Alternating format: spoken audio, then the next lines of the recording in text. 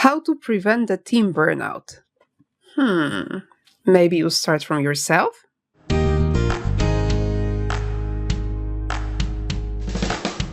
Hi, I am Monika Hutnik and I help leaders learn how to lead their international and virtual teams. Together with my team at ETA Go Global, we make the change happen by means of training, coaching, facilitation, mastermind, action learning, and any other ways.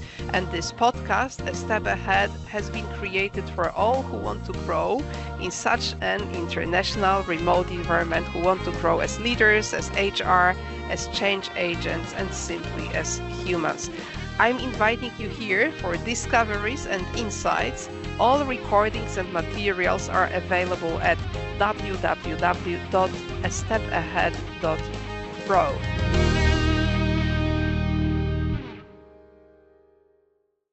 Since COVID times, we've been developing much more sensitivity and awareness to the resilience issues, mental toughness issues, and also team burnout prevention with individuals and with teams.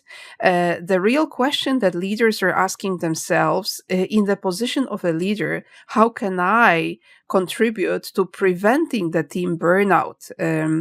That's the question that we want to face in the conversation today. And I'm talking to a person who has been in a leadership position for many years and is currently a coach, Ilham Musayev. Am I pronouncing your name correctly, Ilham? That's absolutely right. Thank you. Thank you, Monika. Thank you, Monika, for wonderful intro.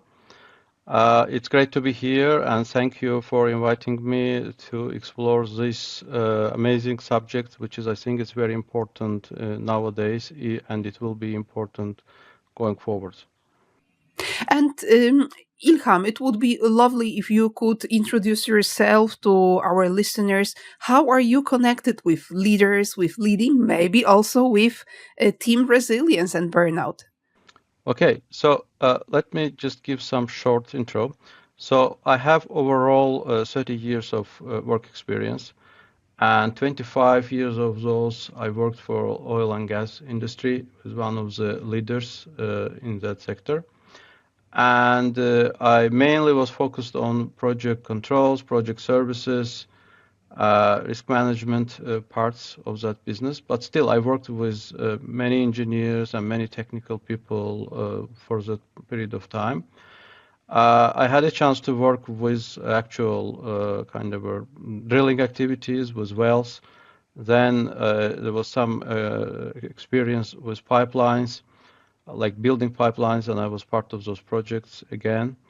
Then business transformation, like company was transforming from waterfall into agile ways of working.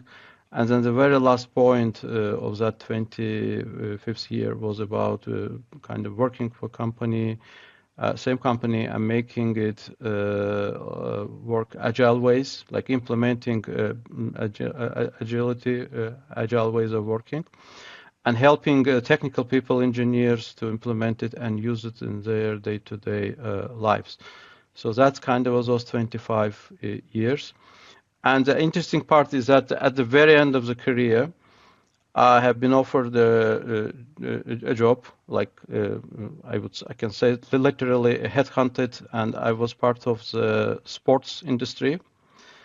So I worked 1 year for Judo Federation as a transformation manager. And that was an interesting part, which you never can plan right at the beginning. But it helped me to see how industries work differently and how kind of a sports industry works. And actually, that subject of what we are going to discuss today is also being so relevant for both of those areas where my experience comes. Yeah. Absolutely. Do you practice judo yourself? No, I'm not practicing judo myself. I have got enough of those. I've been watching and observing the trainings, every little thing which was happening there. Many, many years ago, I would say 10, 15 years ago, I've been practicing Aikido, which is by roots, by philosophy closer to judo, but not exactly like a judo. But what I can see from there is a lot of things would be maybe relevant to modern leadership, to the way how leadership should be built, and actually how leaders should grow themselves. It's a very interesting experience. 1 year, it was like, you work for 25 years for oil and gas industry, and then you come and join sports industry. And that was an awesome experience. You can see all of those things in a different kind of a environment with a different people, with a different approaches. But that resilience, that strengths which was built in there, you can. It's like a gift, you received after those 25 years, because that experience tells you a lot, and it maybe prepares you for the rest of your life, because those mindsets, those approaches, this is all what leaders and champions needs to exercise to be kind of successful. And when I say that, there is a lot of hard work stands behind those things, a lot of discipline, a lot of resilience. I don't know, and actually, the Absolutely. subject we're discussing today is self-kindness as well. Yeah. Absolutely, absolutely. And I have to mention that we do share the Aikido part. I also practiced for a number of years. So I have sent you this little Yeah, heart great. here in the recording. Beautiful. Yes, I did learn a lot about self-awareness and leading yourself. That's actually the spine of today's conversation, leading yourself. But even before we go into that, I still want to ask you, you certainly work internationally. What's your location? Okay. So I'm based in Baku, Azerbaijan, which is also known as a land of winds and fires. But I kind of live here locally, but I act globally. So I'm connected to many people and professionals around the globe. And that's one of the beauties nowadays, when the technology allows us to practice and exercise those things. And that makes what I'm doing, what I'm practicing, even more interesting and even more practical. Yeah. Same here, absolutely. So I'm very happy that we can talk and discuss this important issue today in the conversation. So we started from leading self, getting to know yourself. Why does this matter? We talk about team burnout in the end. What's that?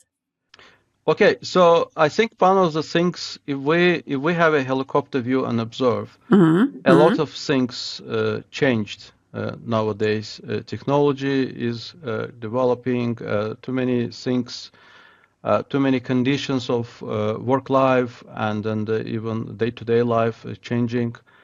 And we're also living in the crossland of 4 generations. So this requires a new attitude, a new approach. This requires a new mindset. And this also requires a different approach to people. And I think with lots of information and pressure we're having as a part of the environment, one of the important things is also coming into the forefront is to being able, it's like a skill, being able to care about ourselves. Because if we are not healthy, if we are not fit, if we are not productive, then how can we be useful and productive for the community and for all others? And that brings the subject of, if we are not understanding ourselves, if we are not being fair and kind to ourselves, then how can we apply it to others? Because as we said, the requirements are changed, and people are not the same people who used to be 10, 15 years ago. And conditions are not the same. So that brings to the point that we, by caring about ourselves, by making sure we are fair about ourselves, we're actually caring about the others as well. Yes, I fully see your point that to be able to sustain others, to support others, you first need to be in a condition, in a shape, in a position to be able to support and to be present. Yes, that's That's absolutely the fair point. I also can see how the approach to leading teams is really evolving. I agree with you that let's say that the old, yes, the hyphen, yes, the old times focused on what needs to be delivered. Now in these very competitive environments, we have discovered that the what can only be delivered if you take care about the how the team performs, how you lead the team, how you behave yourself as a leader. So it seems to be very well along these lines. Absolutely, absolutely. I think one of the things is that approach to leadership is changing. So I think if you notice, and if we all notice that it's not anymore an autocratic leadership or kind of a dictatorship. It's more requirements to leaders has changed. So leaders need to be servant leaders. Leaders need to be more in collaboration, like building collaboration and partnerships. And leaders should be changing style, being to more like a coaches. So that itself, by its nature, already kind of raises different requirements and different approaches to how leadership should be shaped. And the leaders who are not exercising, they're first of all burning out themselves, Ah, yes. which is then being transferred to their teams. This might be like a contagious set of behaviors that a leader is, how to say, merciless to himself or to Yeah, herself, and the same approach gets copy pasted onto the behaviors of the team. It might even be that you are communicating something else, you are telling them something else, but they see how you behave to yourself, so they know what in fact is accepted and expected from them as a team. But I'm putting forward a little bit of a doubt sure, here. sure. We are talking about, changing an approach, changing environment, changing paradigm. But are leaders really capable? Do they know how to lead themselves? That's my question. You work as a coach with many clients. What do you observe? I think it's a great question. First of all, thank you for the question, because I'm really absorbing this in my conversations and coaching conversations and mentoring conversations with leaders. I think they are living in the new environment, but they're using the old methods, old approaches, Ah, which that means that they are now like using old methods and applying it to new environments is not giving any results, which means that they're putting too much efforts and energy. It's like a fighting their day-to-day life. What we are discovering happening in most cases is that sometimes it's about setting right boundaries. Sometimes it's about changing their leadership style and being more like trusting instead of like micromanaging. Because if we look at the patterns, what I'm seeing that whatever we've seen and learned from the past as a right or standard methods of leadership, it's still being applied, which is sometimes brings to leaders themselves burnout. And they have no no right communities to share this, which means that they keep it inside, and which means that the inside they're boiling and burning out, but outside they're trying to resolve some other issues, and that's not always turns into effective leadership, which means that teams seeing that pressure, but they cannot understand what's happening. I can very well resonate with this. My education is in management, and I remember when we were trained as future managers, the focus was really on keeping your emotions calm, really keeping a poker face, not really dealing with those fuzzy emotional things. These things were supposed to be pushed away so that the clear brain, would master the reality of management. We are now 40 plus, 50 plus, and that's the only way how we were trained to lead. And now the circumstances have changed, the environment has changed, even the expectations of people Yes. have changed. But do we know how to lead ourselves? Do we know how to discover not only the what, but also the how of working and living? Okay, it's an interesting question. Now, we live in the era, in the environment where apart from day-to-day work, day-to-day like issues, let's say, or day-to-day things we need to take care of, we have a lot of distractors. So we need to have a disciplined and structured approach to ourselves. And we need to have the strong boundaries of when we need to rest, when we need to read and have the sports or whatever. Because what's happening, let's take just one example of mobile phones. That one mobile phone now replaces a camera, it replaces the internet, it replaces the phone itself, it replaces a calculator. I don't know, it replaces too many things. And now imagine how many distractions come from just one mobile phone. So we need to, and that point of self-kindness, self-care is actually starting from there. That we need to start putting the stronger and stricter boundaries to all of those things, which are distracting us, because it's all energy.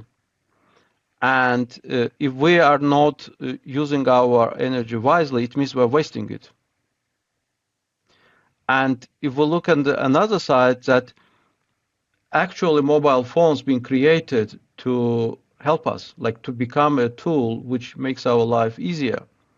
Now, if we're not using it properly, it turns into the noise.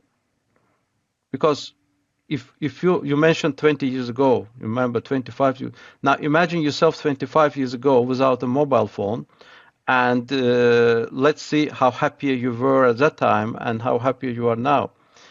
Even maybe I was just younger.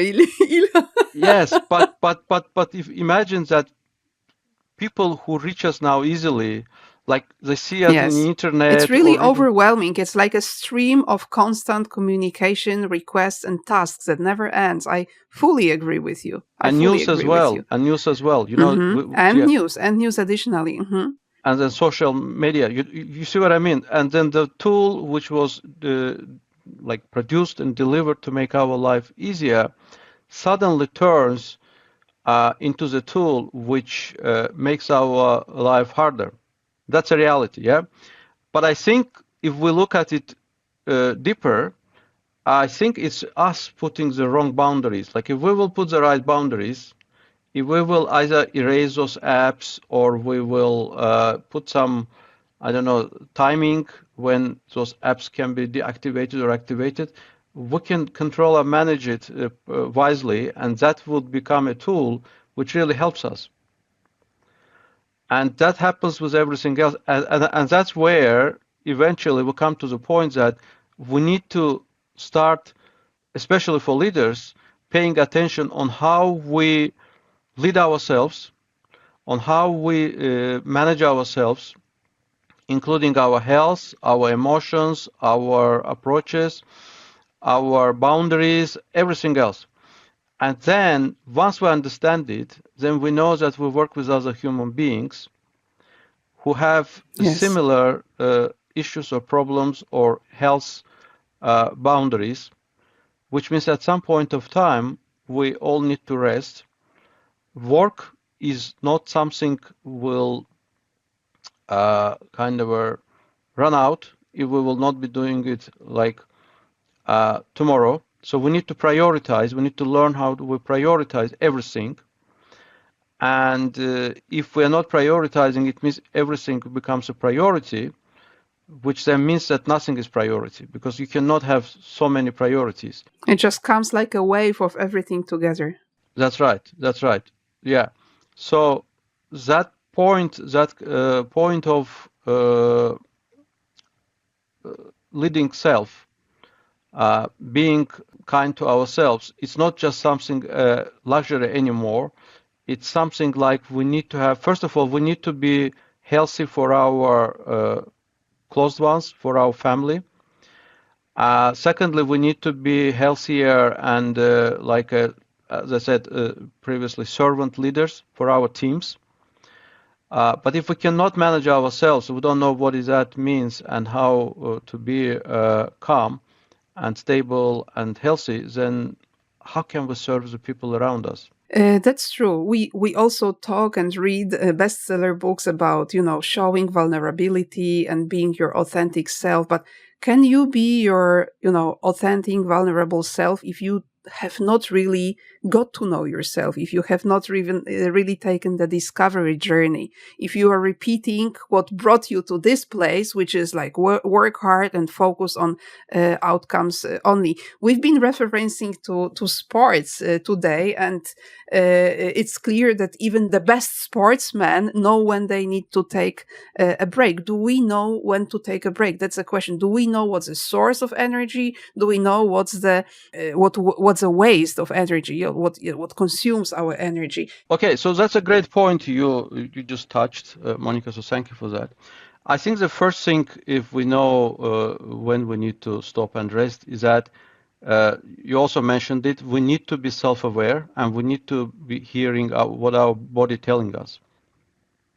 And it's very individual, and that's why everyone who is kind of mature enough should be able these days to understand the signals, the language of the body, first of all. Now, when we need to take a rest is a great question. I would say $1 million question, because we need to take the rest when we are not tired. We need to take the rest when we see the first symptoms of tiredness. Why? Because then we can recover easily. We can take 15, 20-minute break, or we can have some walk or whatever, and then we come to normal. When we really take rest nowadays, most of us, when we really feel exhausted, like it's like a car without the fuel, which means that we are not resting, we are recovering. And when we are recovering, the body spends the whole resources and energy to bring everything back, which means that process becomes very painful, and it costs us double. It costs us time, it costs us money, it costs us maybe some, nerves. And, it puts us a little bit behind of the schedule as well. So knowing when to rest is very important, and for each person it's individual. For some people, I know from example, some people, when they are not having a breakfast on time or lunch on time, they could be very significantly stressed. For some people, if they don't take time for 10-15 minutes just to drink the water and have some walk, they cannot be productive through rest of the day. It's very individual, but everyone needs to know when to rest. That's the first thing. Second part of the question is how people and leaders need to be aware of it or take it under control. Actually, nowadays, working hard is not equal to bringing the great results. Actually, I would say maybe because we can work from everywhere now. We have internet, we have virtual offices, we can work from any place we think. So a point comes that if we can bring the value, if we can be productive, then that's what counts. And that means we need to work as a smart. So working hard is gone. We need to work smart. Actually, another thing which time now brings in, which is a big shift as well, we need to work in teams, in partnership, in collaboration with others. because the times when were an individual contributors is gone. So that's another aspect, that we need to share the work we do, which means we need to train others, we need to grow others, and we need to be also delegating well if we are leaders. Which comes to the point that we need to be very great at prioritization, putting priorities, understanding, like being disciplined in terms of what we do, and also knowing how to share the work. Because sharing is caring, you know. When we share, we also trust. Imagine a leader who is delegating. Initially, it was like you delegate and then you control. Now you grow, you kind of a mentor, you coach, you teach, and then you share. And once we start doing it, we become, it's like, that's why the agile ways of working are more popular and more successful these days, because it's all about the sharing, it's about the self-organizing teams, it's not about like someone controls someone. So I think there are lots of things we can take under control, but the question is that, are we spending a time on that? Now, I said spending a time, which is, I would even correct myself, it's wrong. We need to invest time to building the great teams, to understanding our priorities, and also another portion of time on understanding ourselves. Mm-hmm. I really love it how you bring forward these two aspects. So the one aspect on the one hand is the understanding self, understanding what brings energy, what sucks energy, understanding how you need to rest, what are your triggers, what are your thoughts, what are your real goals in life, not only professional goals, but also personal goals at work. Yes, that's also another layer. And the other dimension of your environment, just like you're saying, taking moments to rest in a team which never stops is a very difficult activity. In fact, you are hardly able to do that. So this is how it starts making sense that only if you lead yourself, only if you are a self-aware leader, can you really take care of the team? Can you really prevent the team burnout? I think it's all comes to the point that it starts from leader, and it's, I would say, a personal agility of the leader. First of all, leader needs to be aligned with himself or herself, which means in terms of time management, instead of priorities, actually answering the question. Nowadays, there are too many things we're doing, and actually a lot of things we do, some of those things we do just to keep ourselves busy, okay? But we really need to answer one question: what really matters? If we know what is our kind of a key thing, what really matters to us in general, then we can ask the question on those things we do. It could be applied at work or it could be applied at the life. We can see that there are lots of things we are doing to keep ourselves busy. They're not serving to the purpose of what's really matter. And once we start answering those questions, then we can understand. It's like a navigator. When you know exactly where you are driving, you can get off track. You can take another road, and you can get yourself misled. But when you know where is your final destination, you still can get there. It may take some time, but you will still be there. So understanding that is very important, and it helps us. Actually, we're coming to another point of self-leading, of self-kindness. We need to ask ourselves, both in company settings and in personal life settings, what things we can stop doing. Because a lot of things we're doing, as I said, we're doing just to keep us busy. We don't need to do them. And by stopping a lot of things, which could be our things we do as a part of our older version,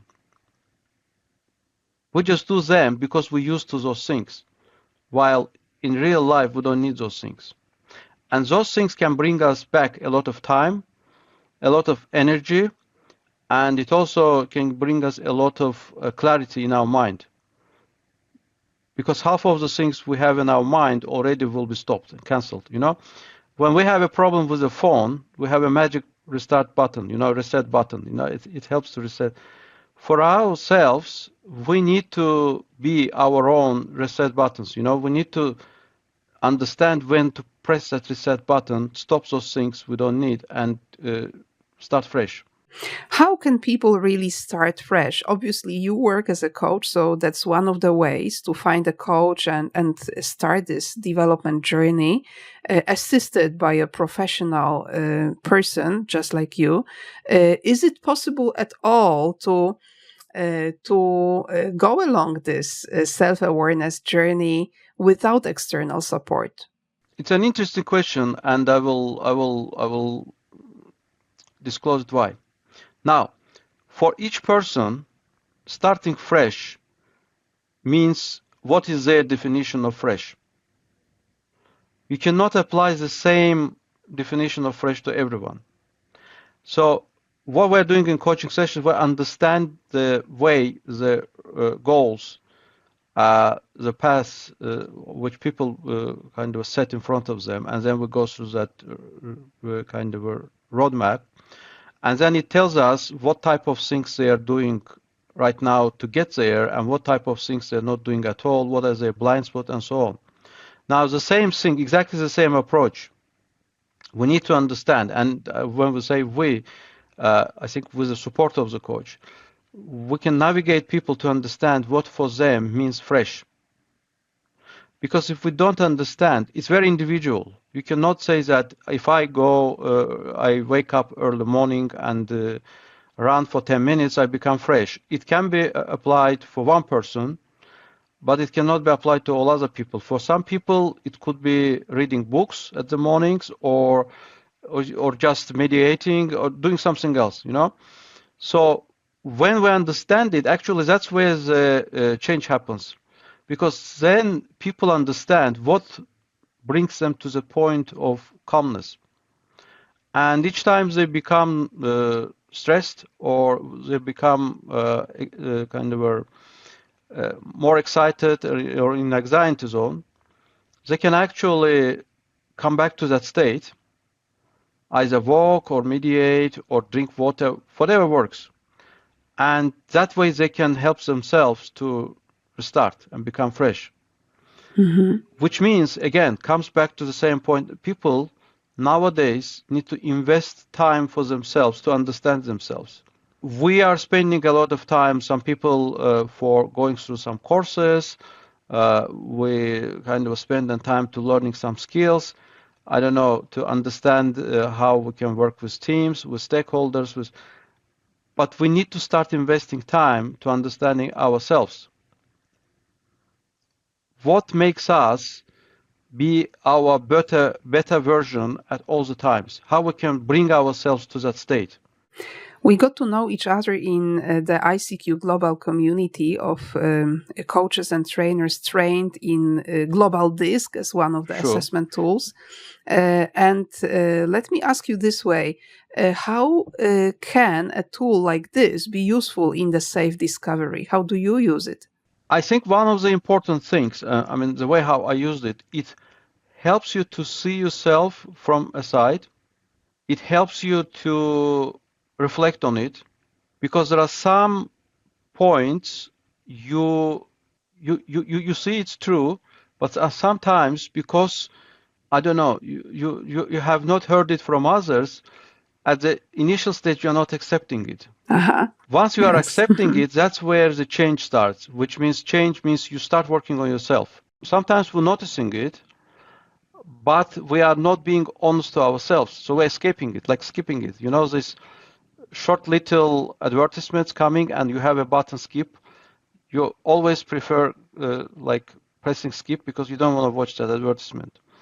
Same things there. We know about some of those things. We are not accepting it. We're just skipping them. And so it tells you your reality. Then it tells you the areas where you are strong, which means you understand you are strong in these areas, which means you need to work on them to keep them strong. The fact they are strong doesn't necessarily mean they always will strong unless you work on them. But also it shows the areas for improvement, which gives you an avenue. Actually, it depends how you are cleverly use it, but it gives you an avenue to ask the feedback from other people. I've done this assessment and I've got these results. Have you noticed similar things in me, for example? And that's where the shift is happening, because once you start recognizing yourself, you get the self-awareness, then you understand that exactly the same happens the way how you see others. And then from your leadership type you have, or from your assuming and like putting some scenarios phase, you turn into the curious person. Which is a great place to be, because if you are curious, you are learning, you are not judging, and you are not putting something on someone's as your way of seeing them, you know? So being curious is where everything is changing. And that comes to the point that we're all not the same. We have other people who see the world differently. They're also fair to the world, but they have a different approach to doing some things. And that's kind of where we understand that we just need to understand each other, and that's how we can build the synergy and we can build the highly effective teams. That's actually another way of how we can also understand ourselves and also understand others as well. I can see how you're developing this approach that if I understand myself, I will also be able to understand others better, just because by recognizing that some of them are similar, some of them contrary or different than me, and taking into account that there are many roads to achieve the goal, or there are many ways of working together, I think in the end result, it gives not only a self-insight, but also can increase the flexibility of a leader. I fully agree with you. And coming back to the question that we asked in the very beginning, sure. Leading yourself prevents team burnout. If you were to summarize the main points from your side, what would they be? I think the biggest part of it, that we're actually, by leading ourselves, we are building a resilient team, you know, because what resilience means is you have the power and you have the all required energy in yourself to put yourself on your foot, you know. So by understanding itself, it helps us to live in difficult times, in stressful times. And it also helps us that, you know, when we face the difficulties, actually the difficulties are not difficulties, they're opportunities. Okay? So if we understand ourselves, then we treat others. You mentioned the world of vulnerability at the very beginning. Now, we become a genuine, we kind of becoming a natural sources of being vulnerable. You know, we are not practicing it for the sake of practicing it. We're just practicing it because we know what it means to us. And imagine if entire team understands themselves, they have a high level of self-care and self-kindness, so they will exercise it against each other. So that will bring the team into the very powerful position. That will become a strong and resilient team, but also it will make each of the people individually strong and resilient as well.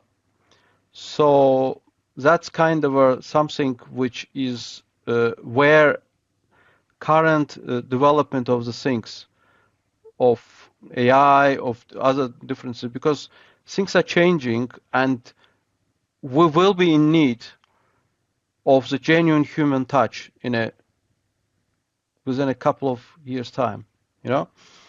because that's the only thing which will prove us that we are human beings.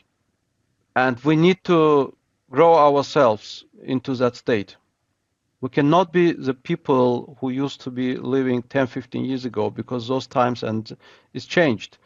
So I think growing our capabilities in the being human, exactly, which means addressing the self-awareness, leading ourselves, and really being aware of and sharing the vulnerabilities it seems to be the key. Absolutely. Thank you so much for this insightful conversation, Ilham. Thank you very much for inviting me. Thank you very much for touching this subject. It may be something new, but I think the more we kind of go into technology and into the development, and the more we live into more generations, I think this subject becomes more topical. And thank you for raising it up in this conversation, Monica. Yeah, thank you.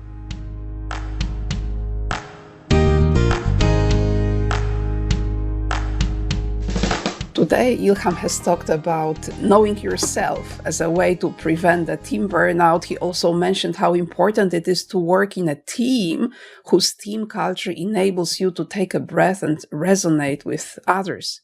The quality of a team culture can actually be measured with tools such as Growth Zone from ICQ Global, and it refers to psychological safety. My recent guest, Alexandre Messager, has described how it really works in the medical sector and why psychological safety is critical in medicine. You can listen to Alexandre in the episode number 23. And if you like to explore how psychological safety develops and what it specifically enables you to do, listen to a conversation with Katarzyna Romanowicz, where we explore this topic in more detail, especially for the context of virtual teams. This is the episode number 3. So a step ahead.pro/003.